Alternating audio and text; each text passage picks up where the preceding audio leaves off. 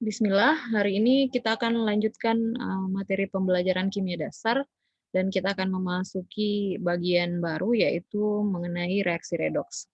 Nah, untuk pertemuan pertama di reaksi redoks ini yang akan dibahas adalah mengenai definisi dan penentuan biloks.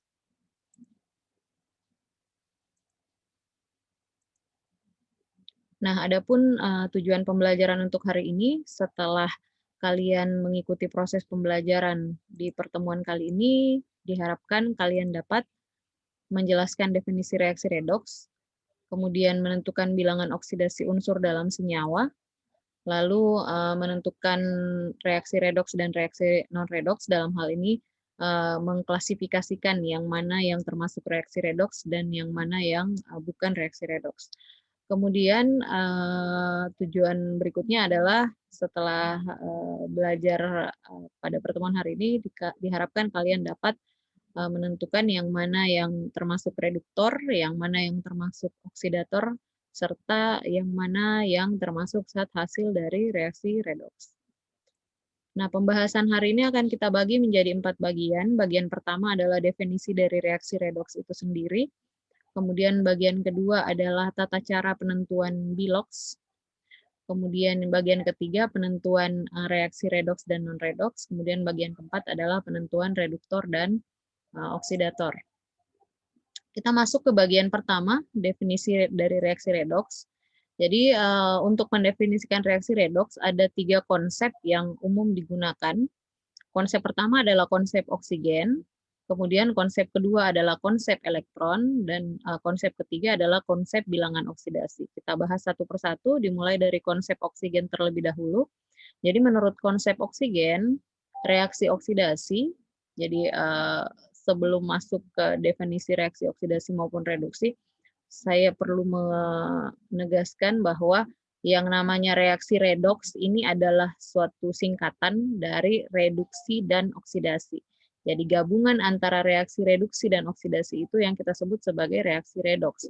Nah, kita bahas satu persatu definisinya, baik oksidasi maupun reduksi nanti.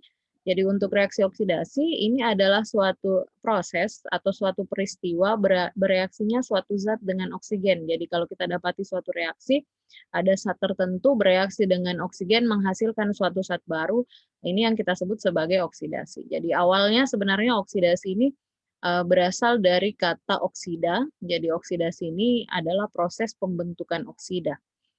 Nah, contoh reaksi oksidasi berdasarkan konsep oksigen adalah 4Fe ditambah 3O2 menghasilkan 2 Fe2O3. Jadi kita lihat pada contoh ini unsur besi bereaksi dengan gas oksigen menghasilkan senyawa ferrioksida. Jadi ini yang termasuk kategori reaksi oksidasi. Jadi bereaksinya suatu zat dengan oksigen.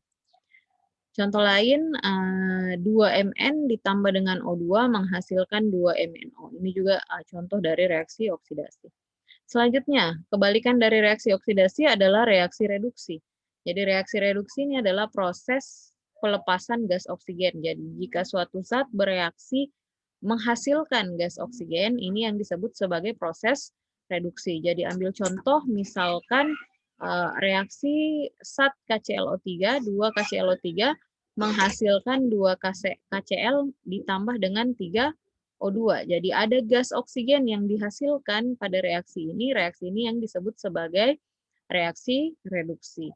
Nah, kekurangan dari konsep oksigen ini, nanti kita dapat mengklasifikasikan reaksi ini termasuk redoks jika ada keterlibatan zat oksigen atau gas oksigen dalam reaksi tersebut. Nah, pada reaksi yang tidak melibatkan oksigen, kita tidak bisa mengklasifikasinya masuk dalam kategori reduksi ataupun masuk kategori oksidasi. Kemudian di konsep oksigen ini, antara reaksi reduksi dan oksidasi terlihat masih terpisah. Padahal sebenarnya konsepnya adalah reaksi oksidasi tidak mungkin berlangsung tanpa adanya reaksi reduksi yang berlangsung. Sehingga muncullah konsep berikutnya yaitu konsep elektron. Nah, ini adalah konsep yang menyempurnakan konsep oksigen tadi. Jadi kalau menurut konsep kedua ini, oksidasi disebut sebagai proses pelepasan elektron. Jadi jika ada suatu zat bereaksi dengan melepaskan elektron, maka reaksi ini disebut sebagai proses oksidasi. Jadi contoh misalkan jika logam Cu melepaskan 2 elektron menghasilkan Cu2+, jadi logam Cu berubah menjadi ion Cu2+, tentu saja untuk berubah menjadi ion positif, ingat kembali konsep ikatan ion kemarin yang sudah kita bahas, unsur dapat membentuk ion positif jika melepaskan elektron. Jadi proses pembentukan suatu ion dengan melepaskan elektron ini kita sebut sebagai proses oksidasi.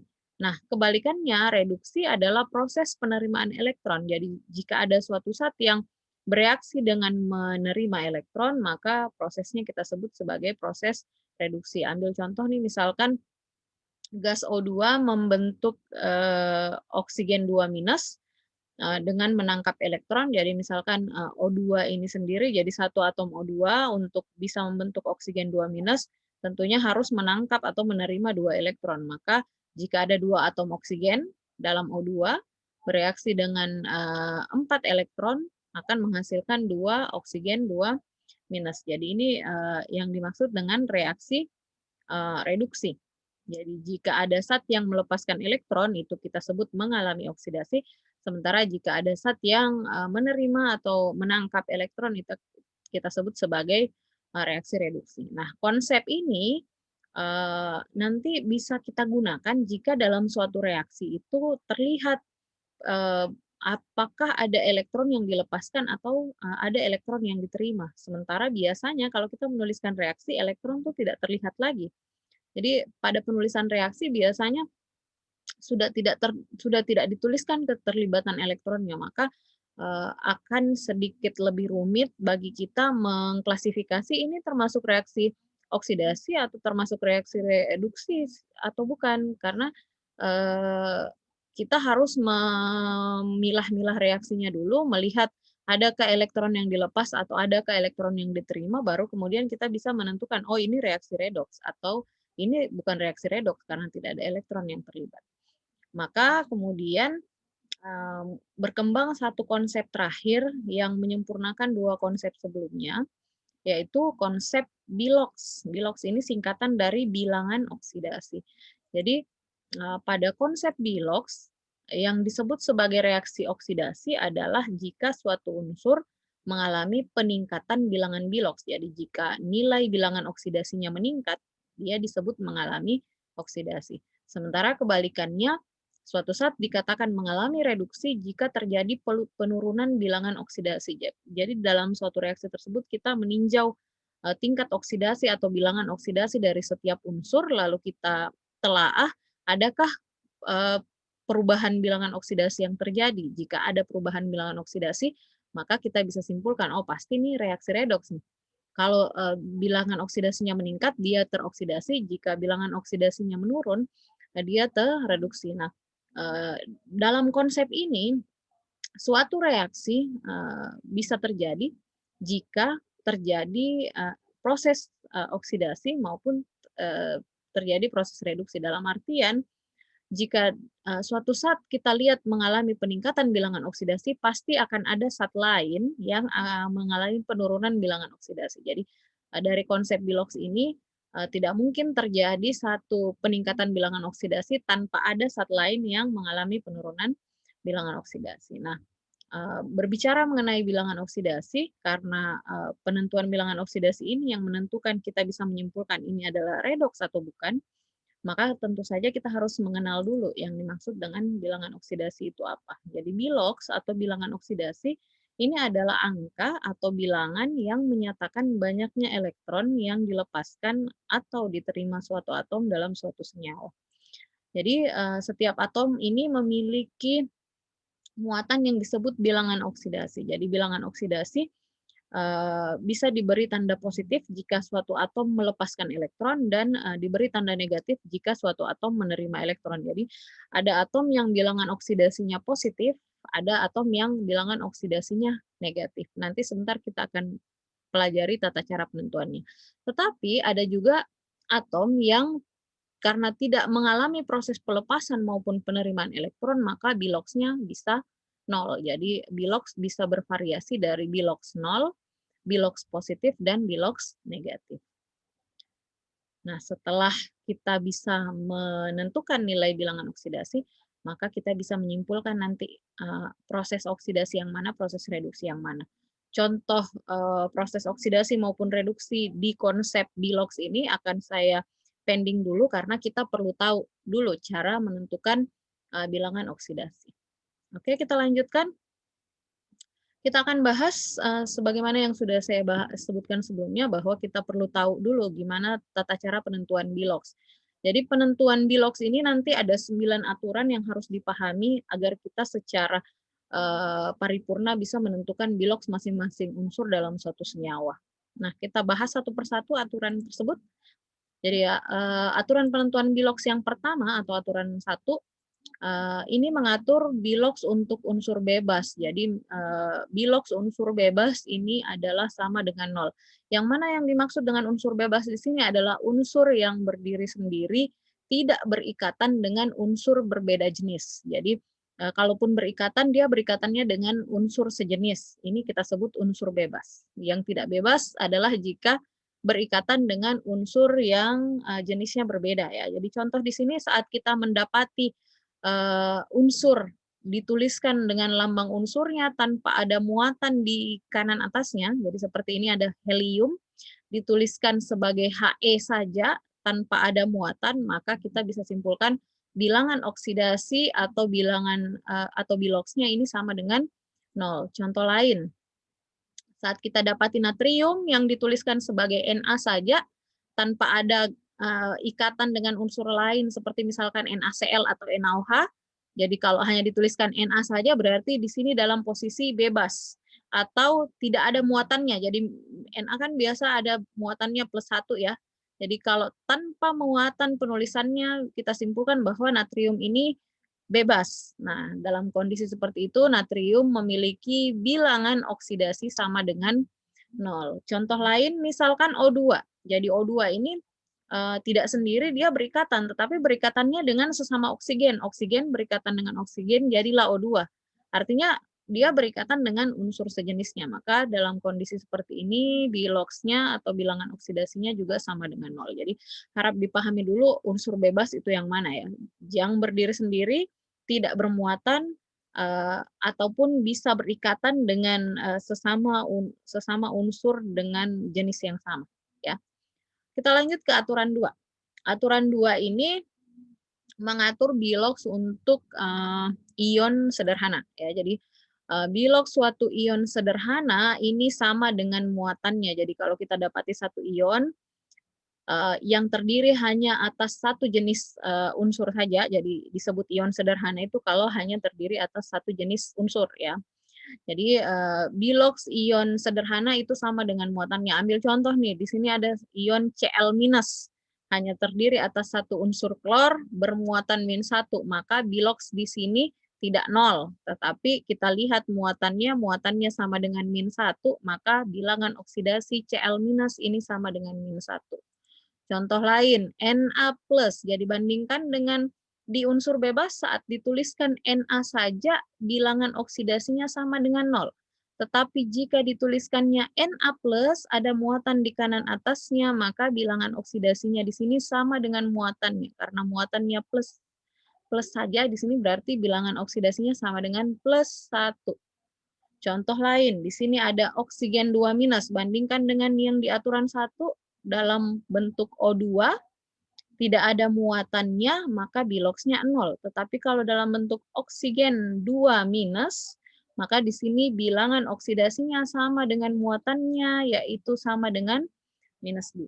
Oke, ini aturan yang kedua. Kita lanjut ke aturan ketiga. Nah, aturan ketiga ini adalah aturan yang mengatur untuk Bilox ion yang tidak sederhana atau ion poliatom. Ion yang terdiri atas 2 jenis atom atau lebih ya. Jadi jumlah Bilox atom-atom penyusun suatu ion itu sama dengan jumlah muatannya. Jadi ambil contoh di sini ClO-. ClO- terdiri atas 2 unsur, yaitu unsur Cl atau klor dan unsur O atau oksigen. Nah, muatannya -1.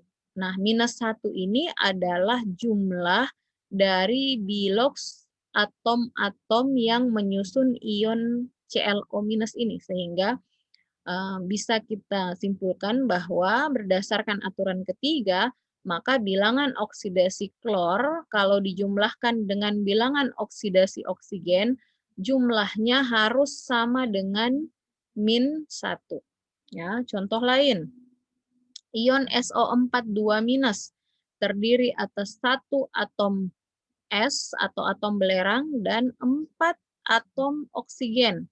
Ya, muatannya 2-. Maka dari sini, dari aturan ketiga bisa kita jabarkan bahwa bilangan oksidasi S jika dijumlahkan dengan 4 kali bilangan oksidasinya O, itu harus sama dengan -2. Contoh lain, di sini ada ion NH4+. Nah, ion NH4+ ini terdiri atas 1 atom nitrogen dan 4 atom hidrogen. Muatannya adalah +1. Maka berdasarkan aturan 3, bilangan oksidasi nitrogen jika dijumlahkan dengan 4 kali bilangan oksidasi hidrogen, sorry ini bukan oksigen ya, jadi 4 kali bilangan oksidasi H, ini harus sama dengan +1. Oke, kita lanjut ke aturan keempat. Aturan keempat ini mengatur untuk biloks senyawa. Nah, menurut aturan keempat, jumlah biloks atom-atom penyusun suatu senyawa harus sama dengan 0. Jadi kalau penyusun ion harus sama dengan jumlah muatannya, kalau dalam senyawa jumlah biloks atom-atomnya harus sama dengan 0. Jadi contoh, misalkan senyawa NaCl terdiri atas 1 atom Na bergabung dengan 1 atom Cl, ini maka dijabarkan bilangan oksidasi natrium ditambah bilangan oksidasi klor, ini harus sama dengan 0. Oke, bedanya aturan 3 dan 4, aturan 3 mengatur untuk ion poliatom, aturan keempat mengatur untuk senyawa. Aturan ketiga, jumlah biloksnya sama dengan jumlah muatannya karena ion itu bermuatan, sementara aturan keempat jumlah biloksnya harus sama dengan 0 karena yang namanya senyawa itu harus netral. Ambil contoh lain, ada senyawa FeSO4 terdiri atas 1 atom Fe, 1 atom S, dan 4 atom oksigen. Maka berdasarkan aturan keempat, berarti bilangan oksidasi Fe ditambah dengan bilangan oksidasi S ditambah 4 kali bilangan oksidasi O, ini harus sama dengan 0. Kenapa yang ini dikali 4? Ingat, karena jumlah oksigen dalam senyawa FeSO4 ini ada 4. Kemudian, contoh lain. Ada senyawa NH4 2 kali CO3.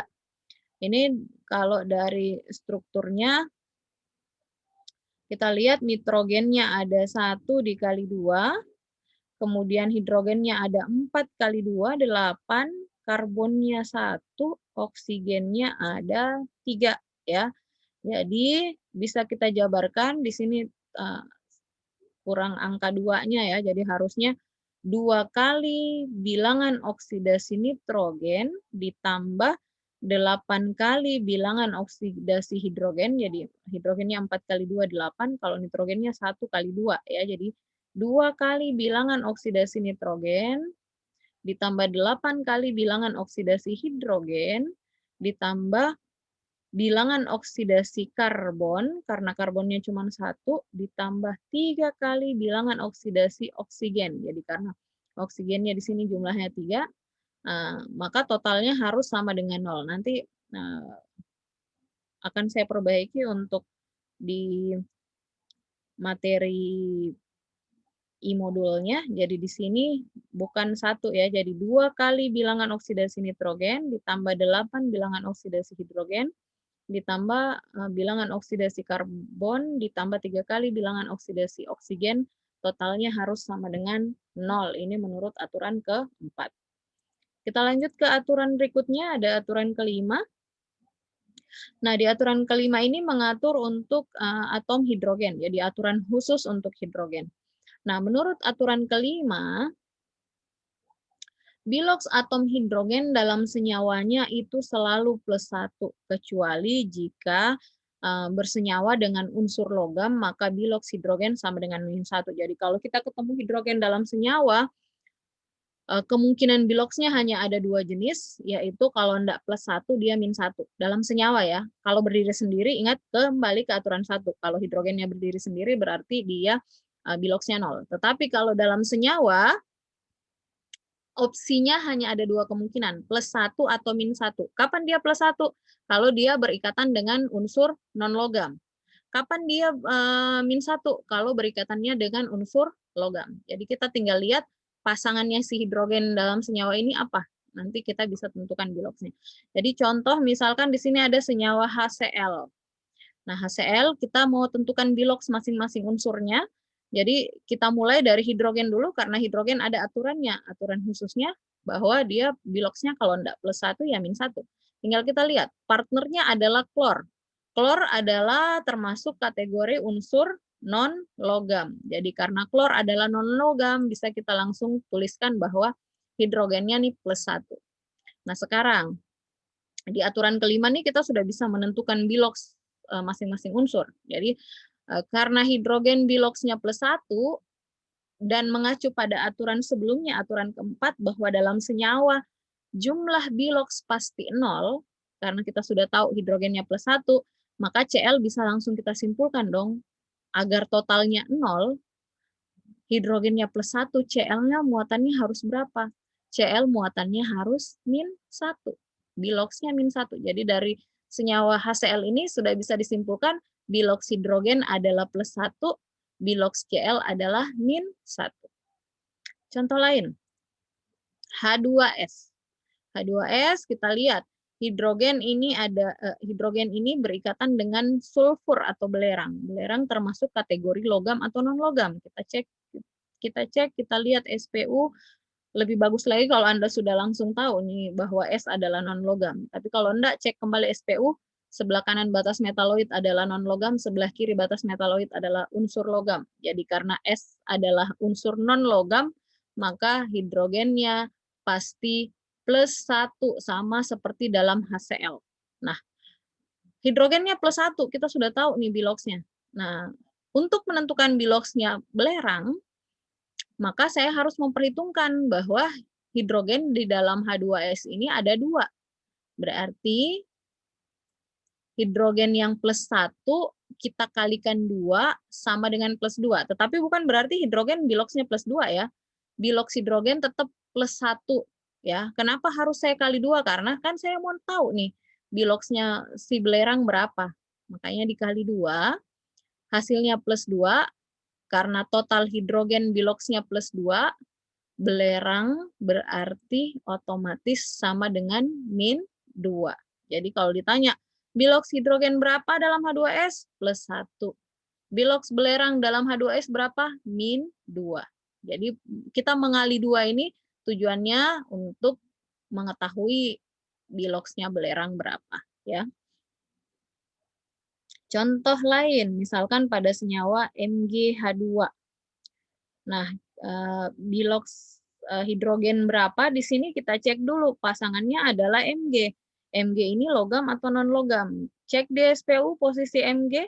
Posisi Mg di SPU ada di sebelah kiri batas metaloid, berarti Mg ini adalah unsur logam. Nah, ingat kalau hidrogen berikatannya dengan logam, biloks hidrogennya jadi -1. Maka hidrogen di sini biloksnya -1. Nah, -1 karena hidrogennya ada 2, -1 kita kalikan 2 sama dengan -2. Kenapa dikali 2 di sini?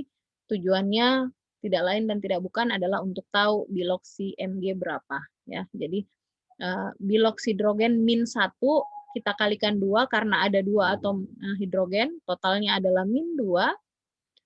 Lalu kemudian karena hidrogen totalnya -2, maka berarti agar jumlah 0, agar jumlah biloksnya sama dengan 0, pasti magnesium biloksnya +2. Karena +2 ditambah -2 hasilnya 0. Ingat, biloks senyawa itu sama dengan 0.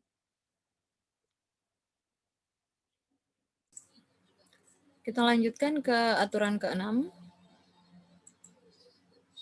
Nah, untuk aturan ke-6 ini mengatur untuk fluor. Jadi bilox atom fluor dalam senyawa selalu -1. Jadi tidak ada pengecualian seperti kalau di hidrogen bisa +1 bisa -1 tergantung pasangannya.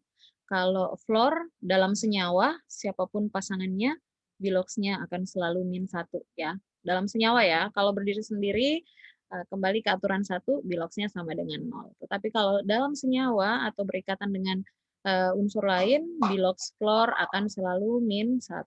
Jadi contoh di sini ada unsur Kf atau kalium fluorida. Nah, fluor akan selalu -1, maka agar jumlahnya 0, tentu saja kaliumnya +1 ya. Jadi bilox fluor -1, bilox kalium +1. Contoh lain, misalkan AlF3, jadi aluminium fluorida.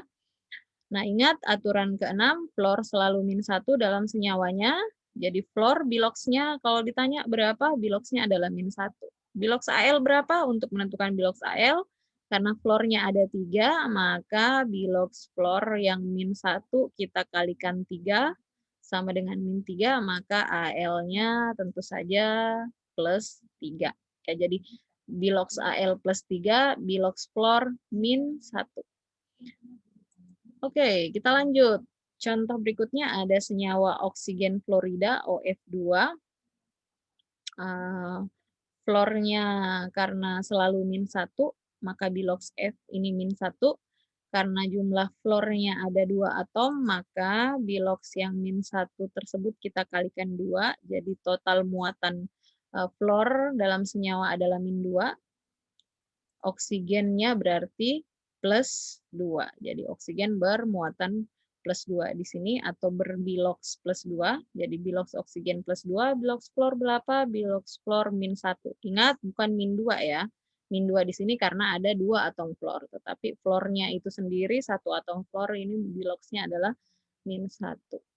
Kita lanjut ke aturan berikutnya. Aturan ke-7. Ini adalah satu aturan yang mengatur untuk logam, bilox untuk logam. Jadi atom logam dalam senyawa selalu memiliki bilox positif. Jadi logam itu selalu biloxnya positif sesuai dengan nomor golongannya untuk unsur golongan 1A, 2A sampai logam golongan 3A ya. Jadi kalau logam golongan transisi biloxnya bisa bervariasi. Kita tidak bisa lihat dari nomor golongannya, tetapi yang jelas biloxnya pasti positif. Nah, tetapi untuk logam golongan A, jadi logam golongan 1A, biloxnya itu sama dengan nomor golongannya +1, bilox golongan 2A itu sama dengan nomor golongannya berarti +2, bilox atom Al, logam Al itu sama dengan +3. Jadi di 3A hanya aluminium satu-satunya unsur logam di situ. Ya, jadi untuk seluruh golongan 1A, ingat kembali golongan 1A logamnya litium, kemudian natrium, kemudian kalium, kemudian rubidium, kemudian cesium, fransium ya. Jadi di golongan 1A bilox logamnya adalah +1 dalam senyawa. Untuk logam golongan 2A berilium, magnesium, kalsium, strontium, barium, radium ini biloxnya adalah +2. Kemudian aluminium biloxnya +3. Sementara untuk logam-logam golongan transisi biloxnya tidak sama seperti nomor golongannya karena biloxnya bervariasi, bisa lebih dari satu jenis bilox. Nanti kita lihat konteks senyawanya baru bisa menentukan bilox untuk logam golongan transisi. Jadi contoh di sini ada Al2S3. Jadi ingat untuk Al biloxnya itu +3. Kita mau tentukan bilox S dalam senyawa ini, maka aluminium yang +3 itu kita kalikan 2 karena dalam Al2S3 ada 2 atom aluminium, jadi biloxnya +3 karena ada 2 dikalikan 2 sama dengan +6, berarti belerang ini harus -6 ya, karena total bilox dalam senyawa adalah 0. Jadi belerangnya harus sama dengan -6 untuk 3 atom belerang. Jadi -6 ini untuk 3 atom belerang. Berarti untuk satu atom belerang biloxnya berapa? Biloxnya adalah min 6, kita bagi 3, hasilnya sama dengan min 2. Jadi bilox Al plus 3, bilox satu atom belerang adalah min 2. Bukan min 6 ya, min 6 untuk 3 atom. Berarti untuk satu atom biloxnya adalah min 2. Lanjut, ada senyawa MgO2. Senyawa MgO2, kita lihat, kita mulai dari magnesiumnya. Magnesium adalah logam golongan 2A, berarti bilox magnesium adalah plus 2. Ya. Plus 2 berarti agar jumlahnya 0, oksigen harus min 2. Min 2 untuk 2 atom oksigen. Berarti untuk satu atom oksigen, biloxnya menjadi min 2 dibagi 2 sama dengan min 1. Jadi bilox magnesiumnya plus 2, bilox oksigennya min 1. Oke, contoh lain. Na3N atau natrium nitrida. Natrium nitrida. Bilox natrium, natrium golongan 1A berarti natriumnya plus 1. Karena ada 3 atom natrium, berarti total bilox natrium adalah plus 1. Kita kalikan 3 sama dengan plus 3. Nitrogennya berapa? Agar 0 berarti nitrogennya sama dengan min 3. Jadi bilox natrium plus 1, bilox nitrogennya min 3. Ya, jadi hati-hati kadang-kadang kalau ditanya tentang bilox suka rancu. Biasa ditanya dalam senyawa ini bilox natrium berapa? Plus 3. Padahal natrium biloxnya plus 1, hanya jadi plus 3 karena ada 3 atom natrium. Harap diingat. Aturan ke-8. Aturan ke-8 ini aturan yang mengatur tentang oksigen. Nah, ini oksigen adalah unsur yang sangat fleksibel sehingga biloxnya bisa sangat bervariasi tergantung pasangannya siapa. Jadi, untuk oksigen, bilangan atom oksigen dalam senyawanya umumnya adalah min 2. Sorry, ini penulisannya agak terpisah. Jadi, bilox atom oksigen dalam senyawa itu umumnya adalah minus 2. Ya, jadi secara umum minus 2. Tetapi ada beberapa pengecualian. Kalau dalam senyawa peroksida, biloxnya adalah min 1, ya dari mana kita bisa curiga senyawa ini peroksida atau bukan? Kita lihat, kalau dia berikatannya dengan unsur golongan 1A atau 2A perlu ditelaah baik-baik. Kita memulai penentuan bilox dari unsur golongan 1A atau 2A itu, karena oksigen bisa minus 2, bisa min 1, bisa bahkan min 1/2 dalam senyawa superoksida. Ya, jadi kalau oksigen berpasangannya dengan unsur selain unsur golongan 1A atau 2A, kita langsung simpulkan dia min 2 nih, oksigen. Tetapi kalau berpasangannya dengan unsur golongan 1A atau 2A, hati-hati. Kita harus hitung dengan seksama, jangan sampai biloxnya bisa jadi min 1, bisa jadi min 1/2. Dan kalau dia berikatan dengan fluor, maka oksigen di situ biloxnya akan sama dengan plus 2. Jadi yang perlu kita aware, kita perhatikan baik-baik saat akan menentukan bilox oksigen, pasangan oksigen ini siapa? Yang berdekatan dengan oksigen dalam rumus senyawa tersebut unsur apa? Kalau unsurnya bukan unsur golongan 1A, bukan unsur golongan 2A, bukan unsur fluor, kita langsung simpulkan oksigen min 2 di situ. Tetapi kalau pasangannya oksigen di situ adalah unsur golongan 1A atau unsur golongan 2A, kita harus hitung dulu dengan seksama, kita mulai dari unsur 1A atau 2A itu untuk menentukan si biloxnya oksigen. Karena ada kemungkinan enggak minus 2 di situ, ada kemungkinan dia bisa min 1 atau bisa min 1/2. Ya. Kalau oksigen berikatannya dengan fluor, maka oksigen di situ plus 2. Ya. Harap diperhatikan dulu dengan seksama sebelum menyimpulkan bilangan oksidasi oksigen, karena oksigen ini unsur yang relatif sangat fleksibel. Biloxnya bisa min 2, bisa min 1, bisa min 1/2, bahkan bisa positif 2. Oke, kita lihat contoh di sini untuk aturan ke-8. Nih, misalkan nih ada senyawa MgO, magnesium oksida. Oksigen berikatannya dengan magnesium. Kita nggak bisa langsung bilang dia minus 2 di sini, karena magnesium adalah unsur golongan 2A. Maka kita akan memulai penentuan bilox dari magnesium dulu. Magnesium karena dia golongan 2A berarti kembali ke aturan 7, bilox golongan 2A adalah sama dengan plus 2. Magnesiumnya plus 2, berarti oksigennya di sini karena atom magnesiumnya 1, oksigennya juga 1, maka oksigennya pasti sama dengan min 2. Oke. Kita lanjut contoh lain. Di sini ada NaO2. NaO2 ini unsur natrium ini unsur golongan 1A. Biloxnya plus 1. Jadi kita mulai dari natrium, biloxnya plus 1. Berarti oksigennya berapa? Oksigennya min 1. Ingat, min 1 untuk 2 atom oksigen. Ya. Berarti untuk 1 atom oksigen, biloxnya adalah min 1. Jadi plus 1 berarti pas lawannya ini harus min 1 supaya 0 jumlahnya. Tetapi untuk 1 atom oksigen, biloxnya menjadi min 1 dibagi 2 atau sama dengan min 1/2.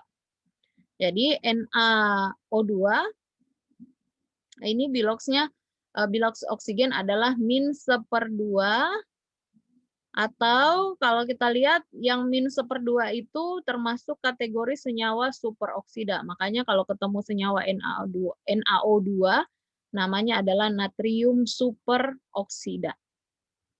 Oke, lanjut lagi contoh lain. H2O2. Hidrogen ini adalah unsur golongan 1A. Kita sudah tahu aturan penentuan bilox untuk hidrogen tadi di aturan sebelumnya. Hidrogen itu bisa plus 1, bisa min 1 tergantung pasangannya. Karena oksigen ini non-logam, maka di sini otomatis si hidrogen akan berbilox plus 1. Karena hidrogennya ada 2, maka berarti plus 1 dikali 2 sama dengan plus 2. Oksigennya berapa? Oksigennya tentu saja minus 2. Minus 2 ingat itu untuk 2 atom oksigen, sehingga untuk 2 atom oksigen minus 2, untuk 1 atom oksigen tentu saja minus 2 dibagi 2 atau sama dengan minus 1. Ingat, bilox oksigen min 1 itu dalam senyawa peroksida, maka H2O2 ini biasa disebut hidrogen peroksida. Oke. Bilox, contoh selanjutnya ada bilox untuk OF2, ini sudah dibahas tadi di aturan tentang fluor, saya ulang kembali saja. Jadi OF2 karena dia berikatan oksigen berikatannya dengan fluor, maka kita memulai penentuan bilox dari fluor. Fluor dalam senyawa ingat selalu min 1 berdasarkan aturan yang sudah kita bahas sebelumnya.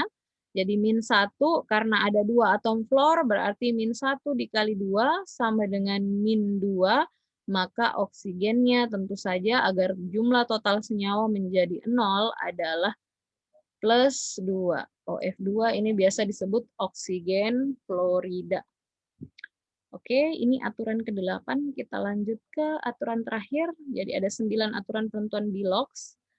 Ada 9 memang, tetapi kalau kita pahami satu persatu, kita tidak perlu hafal ini aturan 1, 2, atau 3. Yang jelas intinya adalah dengan ke-9 aturan itu membantu kita menentukan bilox dari masing-masing unsur. Nah, aturan ke-9 ini simple. Bilox non-logam dalam senyawa biner non-logam. Senyawa biner itu yang mana? Kalau ada 2 unsur berikatan disebut 2 jenis unsur berikatan itu kita sebut senyawa biner. Jadi kalau ada senyawa biner non-logam atau 2 jenis non-logam bergabung membentuk ikatan, membentuk senyawa, maka penentuan biloxnya bagaimana? Kita harus ngecek nilai keelektronegatifannya. Keelektronegatifan kita sudah bahas nih di semester 1 di pembahasan mengenai struktur atom dan SPU. Ada daftarnya, daftar keelektronegatifannya. Jadi kita tinggal lihat non-logam yang lebih elektronegatif yang akan memiliki bilox negatif, sementara yang kurang elektronegatif yang akan bermuatan positif. Jadi kalau ada 2 non-logam bergabung, untuk menentukan yang mana positif, yang mana negatif, maka kita harus lihat yang lebih elektronegatif yang mana. Kalau kita sudah tahu yang lebih elektronegatif yang mana, maka yang lebih elektronegatif tersebut yang akan bermuatan negatif. Yang kurang elektronegatif akan bermuatan positif. Nilai biloxnya positif atau negatif berapa? Kita lihat kebiasaan jumlah muatan dari ion tersebut dalam membentuk ikatan. Biasanya kita bisa cek di SPU pada informasi tingkat oksidasi, kita tinggal lihat di situ. Biasanya tingkat oksidasinya berapa untuk menentukan biloxnya. Contoh di sini ada senyawa P2S3. Nah, kita mau tahu yang mana yang lebih elektronegatif. Simpelnya sih, kalau dalam SPU, unsur yang terletak di sisi sebelah kanan itu lebih elektronegatif dibanding unsur yang terletak di sisi sebelah kiri. Jadi makin ke kanan posisinya, makin elektronegatif dia. Maka kalau kita lihat posisinya fosfor dengan belerang, karena fosfor terletaknya di 5A, sementara belerang terletaknya di 6A, berarti belerang lebih di kanan. Maka belerang lebih elektronegatif. Maka yang akan mendapatkan muatan negatif adalah belerang, yang akan mendapatkan muatan positif adalah fosfor, karena belerang lebih elektronegatif dibanding fosfor. Maka bilox negatif akan menjadi milik belerang negatif. Negatifnya berapa biasanya? Kita tinggal cek belerang kalau bermuatan negatif, S minus berapa? Karena biasanya S minus 2 berarti karena ada 3 atom, minus 2 kita kali 3 jadinya minus 6, maka fosfornya berapa? Fosfornya adalah plus 6 untuk 2 atom fosfor, sehingga akan kita peroleh untuk fosfor adalah plus 6 dibagi 2, hasilnya adalah plus 3. Sehingga bilox S adalah min 2, bilox fosfor adalah plus 3. Oke, aturan pertama sampai aturan ke-9 sudah kita bahas dengan contohnya masing-masing. Sekarang kita akan aplikasikan untuk menentukan bilox setiap unsur dalam senyawa. Ambil contoh pertama yang relatif simple, ada NaOH. Nah, NaOH ini tinggal kita lihat, kita mau tentukan biloxnya, kita ingat-ingat kembali 9 aturan yang ada, harus memulai dari mana nih untuk penentuan bilox. Jadi NaOH tentu saja kalau ketemu senyawa seperti ini, kita tidak akan memulai dari oksigen. Kenapa? Karena oksigen ini aturannya sangat fleksibel. Dia bisa min 2, bisa min 1, bisa min 1/2, bisa plus 2. Maka kita ngambil dari yang pasti-pasti saja dulu. Yang pasti yang mana? Kita lihat dari hidrogen. Hidrogen tadi ini berdasarkan aturan kelima, ada aturannya. Hidrogen itu biloxnya kalau enggak plus 1 ya min 1. Tergantung siapa di dekatnya. Di dekat hidrogen ini ada oksigen. Oksigen adalah non-logam. Maka hidrogen ini pasti biloxnya adalah plus 1. Karena di dekatnya adalah unsur non-logam. Nah, natrium. Natrium juga tadi ada aturannya. Aturan untuk unsur logam. Aturan keberapa itu? Aturan ke-7 kayaknya, kalau nggak salah. Aturan ke-7. Di aturan ke-7, unsur-unsur logam itu selalu bermuatan positif seperti nomor golongannya untuk 1A plus 1, untuk 2A plus 2. Nah, kita lihat natrium adalah unsur golongan 1A, maka natrium pasti biloxnya adalah plus 1. Jadi hidrogen plus 1, natrium adalah plus 1. Jadi natrium plus 1 karena golongan 1A, kemudian hidrogen juga plus 1 karena dekatnya di sampingnya adalah non-logam. Oke, sekarang total muatan positif jadinya plus 1 tambah plus 1 ada plus 2. Oksigennya berapa? Oksigennya jadi min 2. Jadi kalau ditanya biloxnya masing-masing, natrium biloxnya plus 1, oksigen min 2, hidrogen plus 1. Ya, jadi dari 9 aturan itu akan menjadi bekal bagi kita untuk menentukan bilox masing-masing unsur dalam senyawa. Ambil contoh lain. Ya. Al2 SO4 3 kali. Ada 3 unsur, ada aluminium, ada S, ada O. Oke, kita lihat yang dari ketiga unsur ini yang punya aturan fix adalah aluminium. Ya. Aluminium ini tadi di aturan ke-7. Aturannya unsur golongan 3A atau logam aluminium biloxnya adalah plus 3 berdasarkan aturan ke-7. Oke, jadi yang sudah fix biloxnya adalah Al plus 3 berdasarkan aturan ke-7. Lalu kemudian tersisa belerang dengan oksigen. Belerang kan tidak ada aturan khusus untuk belerang. Yang ada adalah aturan untuk oksigen. Nah, oksigen secara umum dalam senyawanya min 2. Kapan kita harus waspada dia tidak min 2 adalah saat oksigen itu berdampingan dengan golongan 1A, 2A, atau fluor.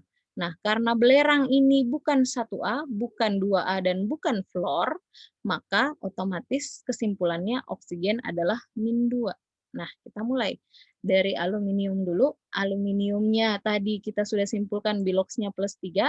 Karena ada 2, ingat jumlahnya di sini ada 2 ya, plus 3 kali 2 jadinya plus 6 untuk aluminium. Ya. Nah, lanjut ke oksigen. Oksigen tadi sudah saya simpulkan bahwa oksigennya di sini min 2. Nah, karena oksigennya kita hitung dulu jumlahnya ada 4 kali 3. Jadi ada 12. Oksigen min 2 kali 12 jadinya min 24. Agar 0, belerang harus berapa nih? Min 24, positifnya di sini ada plus 6, berarti sisa min 18. Agar netral, belerang pasti harusnya adalah plus 18 untuk berapa atom belerang? Atom belerang di sini 1, ada tanda kurung 3 di sini berarti 1 kali 3, berarti belerangnya 3. Plus 18 itu untuk 3 atom belerang. Jadi tiap satu atom belerang biloxnya berapa? Biloxnya adalah plus 18 kita bagi 3, jadinya sama dengan plus 6. Jadi kalau ditanya bilox masing-masing, aluminium biloxnya berapa? Plus 3. Oksigen biloxnya berapa? Min 2. Belerang biloxnya berapa? Plus 6. Saat kita berbicara bilox, penyebutannya adalah bilox 1 atom. Jadi jangan menyebut Al plus 6, S-nya plus 18, oksigennya min 24. Enggak ya. Jadi menyebut bilox itu bilox 1 atom. Jadi Al plus 3, oksigen min 2, S-nya plus 6. Contoh lain, FeCl2. Nah, FeCl2 di sini ada aturan tadi untuk logam transisi biloxnya bisa lebih dari satu jenis. Jadi kita nggak bisa nih menentukan bilox langsung dari Fe karena Fe tingkat oksidasinya kalau kita cek itu bisa plus 2, bisa plus 3. Maka menentukan bilox untuk contoh FeCl2 ini harus kita mulai dari Cl. Cl, jadi karena Fe di sini sudah otomatis pasti positif, karena ingat logam biloxnya pasti positif, maka yang negatif di sini adalah Cl-nya.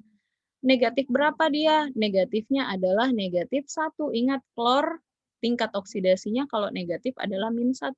Jadi klornya adalah min 1, karena ada 2 atom klor di sini, maka min 1 kali 2 sama dengan min 2, maka maka Fe-nya berapa?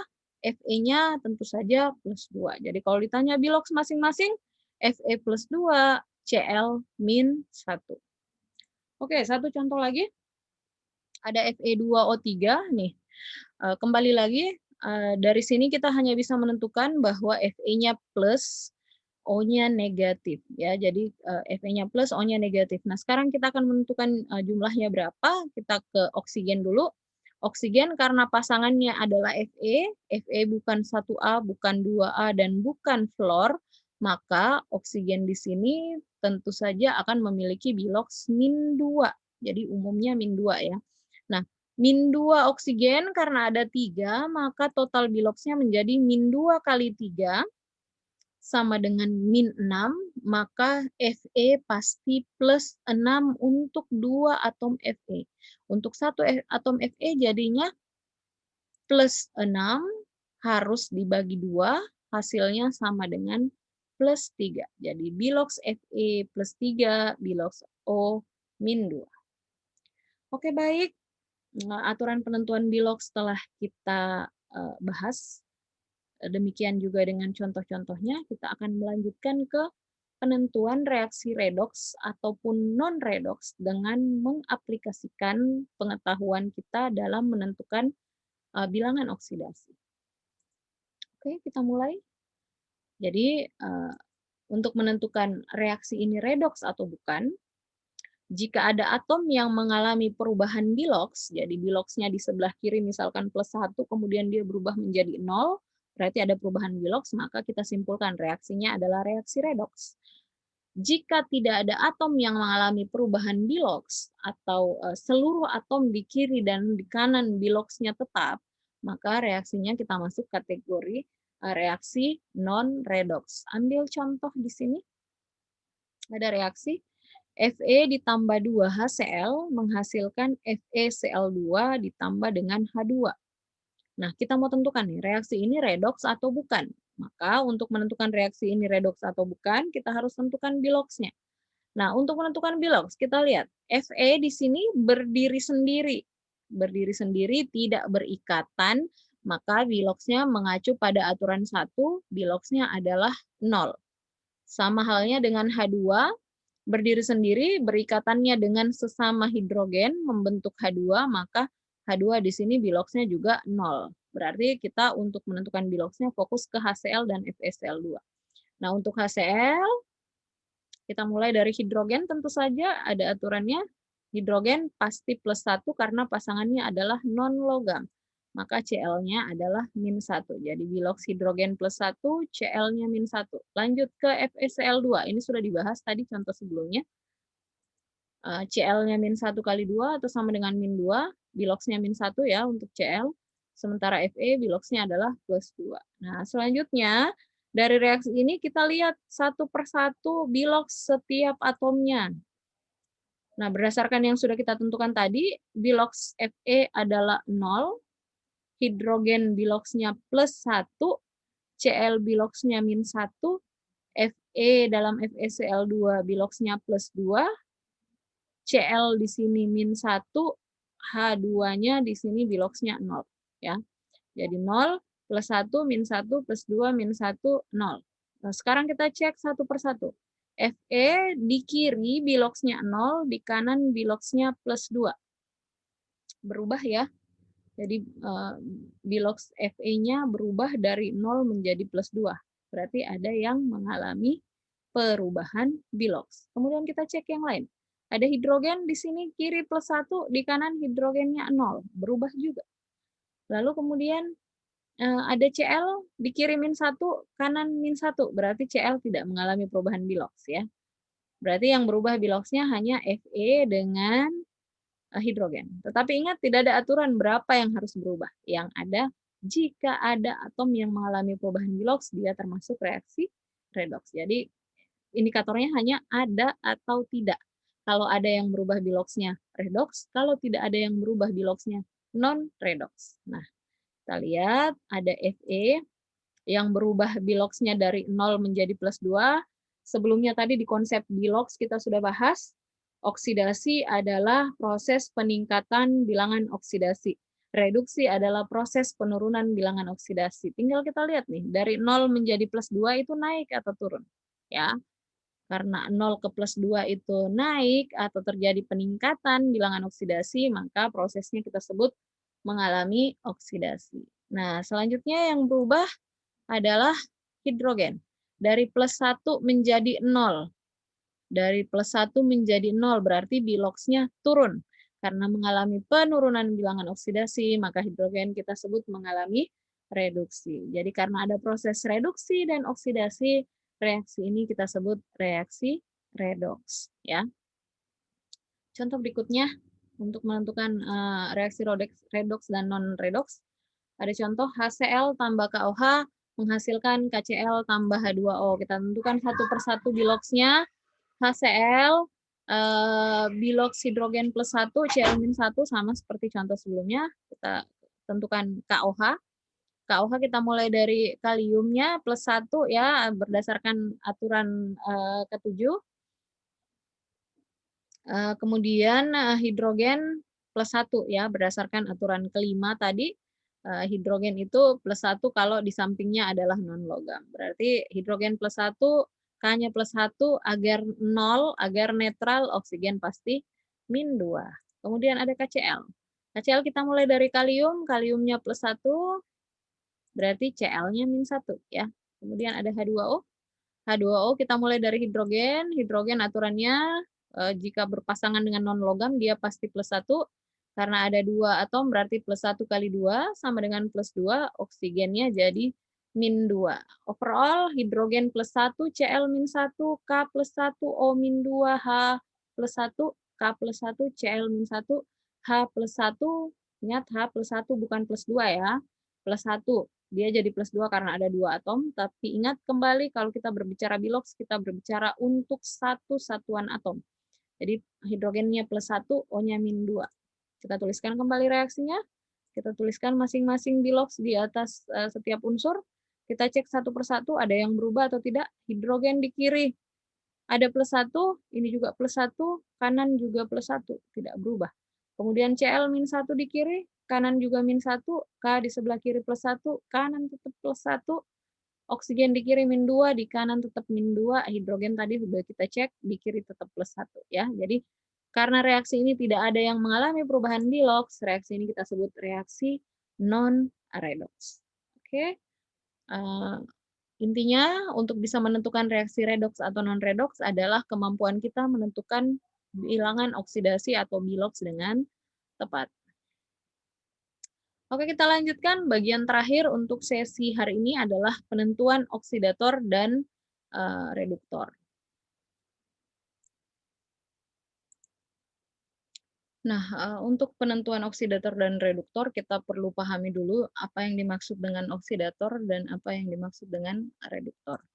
Nah, reduktor ini adalah pereaksi yang mengalami reaksi oksidasi. Jadi ingat kalau reduktor adalah zat yang mengalami reaksi oksidasi, ya.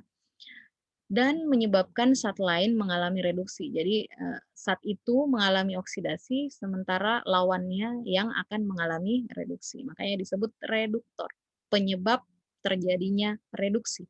Tetapi zat itu mengalami oksidasi. Jadi kalau nyari yang mana reduktor, cari yang mana zat yang mengalami oksidasi. Tetapi carinya di sebelah kiri ya, karena ada pernyataan preaksi. Preaksi ini atau reaktan kalau dalam reaksi biasanya ditulis di sisi sebelah kiri.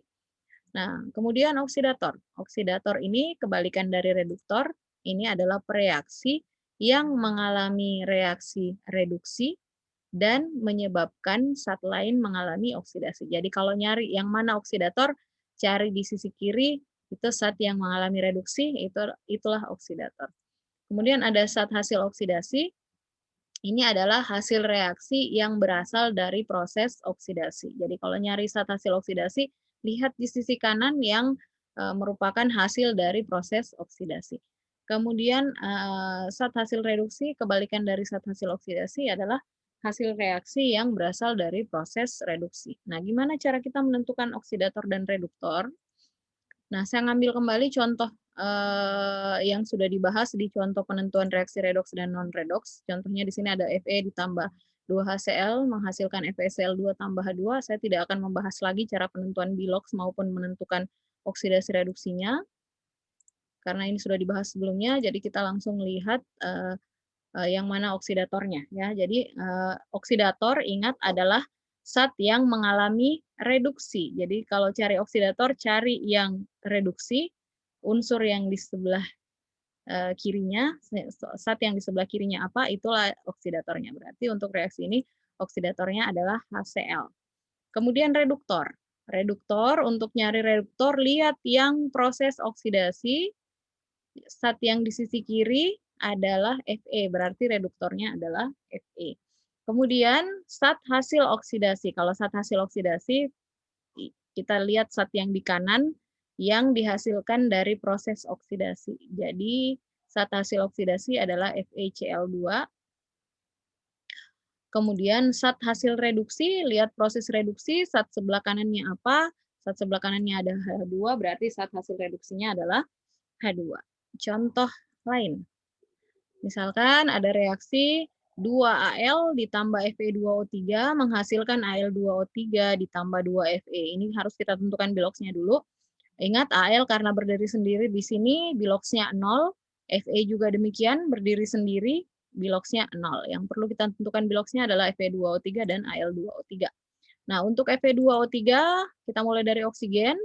Oksigen min 2, kenapa min 2? Karena Fe bukan golongan 1A, bukan 2A, juga bukan fluor. Berarti oksigennya akan berbilox min 2.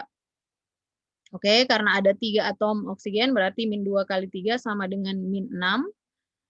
Kita lanjutkan, berarti kalau muatan negatifnya min 6, maka muatan positifnya Fe pasti plus 6 untuk 2 atom Fe. Berarti untuk satu atom Fe adalah plus 6 bagi 2 sama dengan plus 3. Berarti bilox Fe di sini plus 3, bilox oksigennya adalah min 2. Kemudian untuk Al2O3, sama caranya seperti Fe2O3, kita bisa mulai dari Al, bisa juga mulai dari oksigen, terserah karena keduanya punya aturan yang sama. Untuk oksigen min 2, kita kalikan 3, min 6, berarti Al-nya min 6 bagi 2 atau sama dengan plus 3. Atau kita bisa memulai dari Al.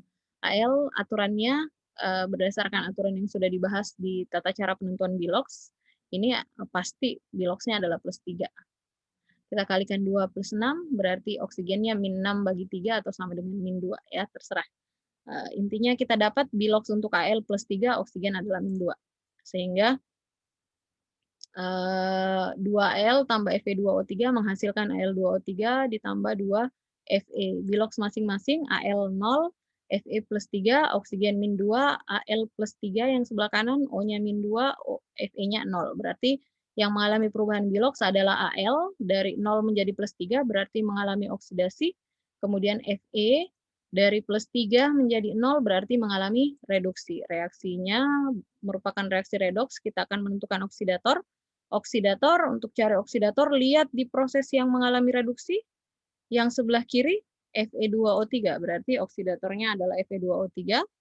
Kemudian ada reduktor. Nah, reduktor, lihat yang mengalami oksidasi yang sebelah kiri, reduktornya berarti adalah Al. Kemudian sat hasil oksidasi. Sat hasil oksidasi, lihat proses oksidasi, hasilnya adalah Al2O3. Kemudian sat hasil reduksi. Lihat proses reduksi, hasilnya adalah Fe. Berarti sat hasil reduksi adalah Fe. Oke, seperti itu cara menentukan oksidator, reduktor, serta sat hasil oksidasi maupun sat hasil reduksi. Oke, sekian untuk pertemuan hari ini. Jika ada hal yang kurang jelas, bisa kita lanjutkan di diskusi melalui Google Classroom ataupun melalui grup WA. Terima kasih atas perhatiannya.